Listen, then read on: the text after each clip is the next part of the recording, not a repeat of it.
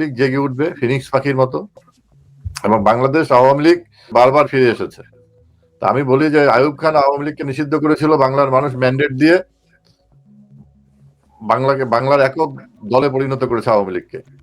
ইয়াহিয়া খান আওয়ামী লীগকে নিষিদ্ধ করেছিল, বঙ্গবন্ধুর নেতৃত্বে মুক্তিযুদ্ধের মধ্য দিয়ে নতুন বাংলাদেশ প্রতিষ্ঠা করেছে। জিয়াউর রহমান নিষিদ্ধ করেছিল, বঙ্গবন্ধু খুনিদের যুদ্ধ অপরাধীকে লেলিয়ে দিয়েছিল আওয়ামী লীগের বিরুদ্ধে, তার পরিণাম কি হয়েছে দেখেছে। এরশাদ সাহেব ফ্রিডম পার্টি গঠন করে আওয়ামী লীগকে ধ্বংস করতে চেয়েছিল, এরশাদের পরিণতি তাই হয়েছে।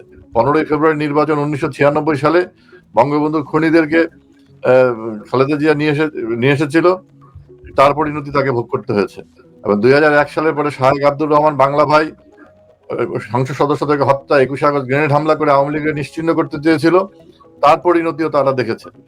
আজকে জুলাই সন্ত্রাসের মধ্য দিয়ে যা ঘটনা ঘটানো হলো, আওয়ামী লীগকে নিষিদ্ধ করার যে দুঃসাহসতা দেখিয়েছে, এর পরিণতি ওর জন্য তাদেরকে অপেক্ষা করতে হবে। আওয়ামী লীগ কখনো শেষ হওয়ার দল না। যেই দল হৃদয়ের মধ্যে থাকে, যেই দলকে মনে করে আমাদের মুখপাত্র জনগণ, বাংলাদেশ এই আওয়ামী লীগের নেতৃত্বে প্রতিষ্ঠা হয়েছে, জাতির পিতা বঙ্গবন্ধুর নেতৃত্বে। সেই আওয়ামী লীগকে তার নিষিদ্ধ করার অর্থ কি? তারা মুক্তিযুদ্ধের পরাজয়ের প্রতিশোধ নিতে চায়। তারা 72-এর সংবিধান পড়তেছে কেন? কারণ ওইটা 30 লক্ষ শহীদের রক্তের বিনিময়ে সংবিধান অর্জিত হয়েছে, তারা মুছে ফেলতে চায়। বঙ্গবন্ধু পরিবারের বিরুদ্ধে কথা বলে কেন? বঙ্গবন্ধুর পরিবার হচ্ছে এই মানুষের হৃদয়ের মধ্যে, কারণ এই পরিবারের রক্তের বিনিময়, ত্যাগের বিনিময়ে এই বাংলাদেশ সৃষ্টি হয়েছে। সেই জন্য বঙ্গবন্ধু পরিবারের বিরুদ্ধে তারা বলে। বঙ্গবন্ধুর পরিবার হচ্ছে বাংলার মানুষের আপন ঠিকানা। 32 নম্বর পুড়িয়ে দিয়েছে কেন, ভেঙে দিয়েছে কেন? কারণ ওইটা হচ্ছে আমাদের বাতিঘর, ওইটা হচ্ছে বাংলাদেশের ঠিকানা। তো এই যে কথা, আওয়ামী লীগ এর মধ্য দিয়ে আওয়ামী লীগ জেগে উঠবে ফিনিক্স পাখির মতো, এবং যেহেতু আওয়ামী লীগ মানুষের হৃদয়ের মধ্যে আছে, আওয়ামী লীগ যথাসময়ে স্বমহিমায় বাংলাদেশে আবার এগিয়ে নিয়ে যাবে। এখানে একজন একটা মন্তব্য করেছেন, লিডার, আমি এই কথাটা ধরে হাবিবে মিল্লাদের কাছে যেতে চাই যে অতীতের কথা বাদ দিন, বর্তমান পরিকল্পনায় বলুন। নিশ্চয়ই বর্তমান পরিকল্পনা দরকার, কিন্তু আমি বলি যে হাবিবে মিল্লাত বলবে, যারা বলে অতীতের কথা বাদ দেন, এরা হচ্ছে আরেক ধরনের মানে মতলববাজ, বর্ণচোরা। এরা অর্ধেক আওয়ামী লীগ, আবার পক্ষে কথা বলে, ভিতর থেকে ক্ষতি করার চেষ্টা করে। আমরা মুক্তিযুদ্ধের গৌরবগাথা অতীতকে ভুলে যাব কিভাবে? আবার বঙ্গবন্ধুর 23 বছরের লড়াই সংগ্রাম, 14 বছরের জেল জুলুম, হুলিয়া, ফাঁসির মঞ্চ, এগুলো ভুলে যাব কিভাবে? 30 লক্ষ শহীদকে ভুলি কিভাবে? আমরা 15ই আগস্টের যে জঘন্যতম হত্যাকাণ্ড ঘটেছে, সেগুলো কিভাবে আমরা 21শে আগস্ট কিভাবে ভুলে যাব? এরা এই দখলদার ইউনুস, এই বর্তমান রেজিম, এই জুলাই সন্ত্রাসীরা এগুলো ভুলে যেতে পারে।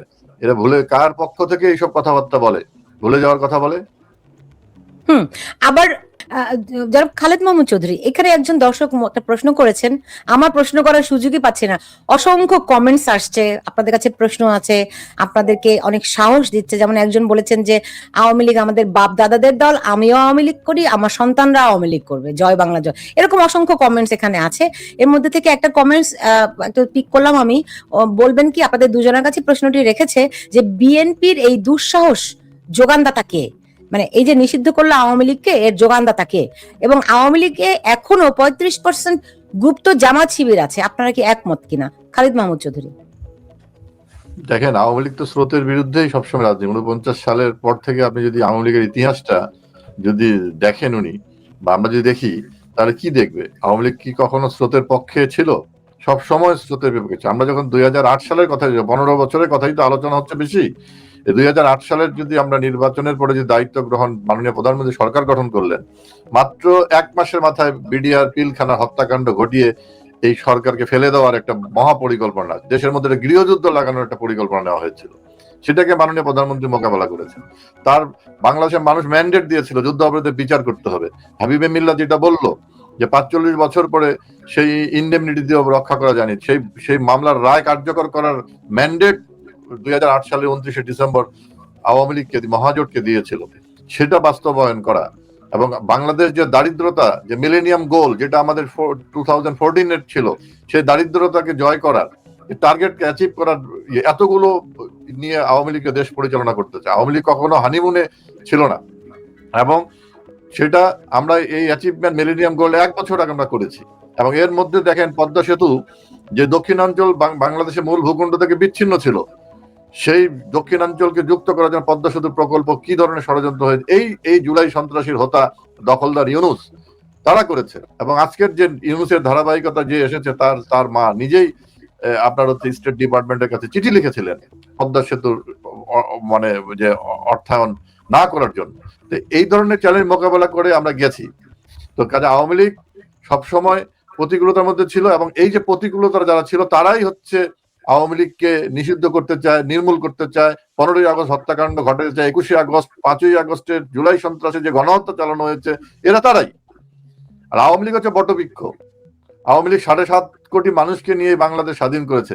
বঙ্গবন্ধু স্বাধীনতার পরে সাধারণ ক্ষমা ঘোষণা করেছিলেন। কেন? এই দেশ মাতৃক এই সোনার বাংলা করতে হবে, আমার সোনার বাংলা, আমি তোমায় ভালোবাসি, এটা আমাদের জন্য না, সবার জন্য। এবং তাদের মধ্যে যারা চিহ্নিত অপরাধী বলা হয়েছিল, যারা হত্যা, খুন, রাহাজারি, অগ্নিসংযোগ, ধর্ষণ, গণহত্যার সঙ্গে যারা জড়িত ছিল, তাদের বিচার হবে দালাল আইনে, এবং সেই বিচারের কার্যক্রম চলছিল। আওয়ামী লীগ আইনের শাসন প্রতিষ্ঠা করেছে বাংলাদেশে। এই বাংলাদেশে কোনো আইনের শাসন ছিল না, কারণ বঙ্গবন্ধু খুনিরা চলছিল। কাজে যারা বলে গুপ্ত হত্যাকারী, আওয়ামী লীগের তো লক্ষ্য এবং উদ্দেশ্য আছে। আওয়ামী লীগ হচ্ছে মুক্তিযুদ্ধের চেতনায় লালন করে, আওয়ামী লীগ হচ্ছে অসাম্প্রদায়িক চেতনা লালন করে, আওয়ামী লীগ বঙ্গবন্ধুর আদর্শকে এগিয়ে নিতে চায়, দেশপ্রেমের আদর্শ। তো এই দেশপ্রেমের আদর্শ আমরা তো চাই বাংলাদেশের মানুষ 18 কোটি মানুষের ছায়াতলে আসুক। তো এই আদর্শ মেনে যদি আপনি সুলতানা আওয়ামী লীগ করতে চান, আমি তো বাংলাদেশের নাগরিক হিসেবে আমরা বাধা দিতে পারি না, কিন্তু এটাকে মানতে হবে। আমার সোনার বাংলা আমাকে মানতে হবে, 72-এর সংবিধান মানতে হবে। এগুলোকে না মানে কি কেউ আওয়ামী লীগ করেছে? আর আওয়ামী লীগের ভিতরে, আওয়ামী লীগের 5ই আগস্ট কি আওয়ামী লীগের ভিতর থেকে কোনো ষড়যন্ত্র হয়েছে? না, এখানে তো সরকারের একটা মেকানিজম বিশ্বাসঘাতকতা করেছে। যেভাবে নবাব সিরাজউদ্দৌলাকে তার প্রধান সেনাপতি মির্জাফর বিশ্বাসঘাতকতা করার মধ্যে যে মির্জাফর নামটা বিশ্বাসঘাতকতার নামের সঙ্গে যুক্ত হয়ে গেছে, একইভাবে এখানেও বিশ্বাসঘাতকতা হয়েছে। 24-এর 5ই আগস্টের 11:30 পর্যন্ত ঢাকা শহরে আমি চলেছি। ঢাকা শহরে কোনো ধরনের এই ধরনের বিক্ষোভ ছিল না, আমি কোথাও 200 মানুষের সমাবেশ দেখি নাই। সেখানে ভিতর থেকে সরকারের মেকানিজম বিশ্বাসঘাতক। যে ভলকাত্তুর বলেছে না, জাতিসংঘের মানব যেই এই মানবাধিকার নিয়ে কাজ করে আমাদের প্রফেসর ডক্টর হাবিব এমিল্লাহ, তিনি বলবেন এই মানবাধিকারের যে প্রেসিডেন্ট ইউএন এর, তিনি কি বলেছেন যে আমেরিকাকে বাংলাদেশ সেনাবাহিনীকে থ্রেট করা হয়েছিল।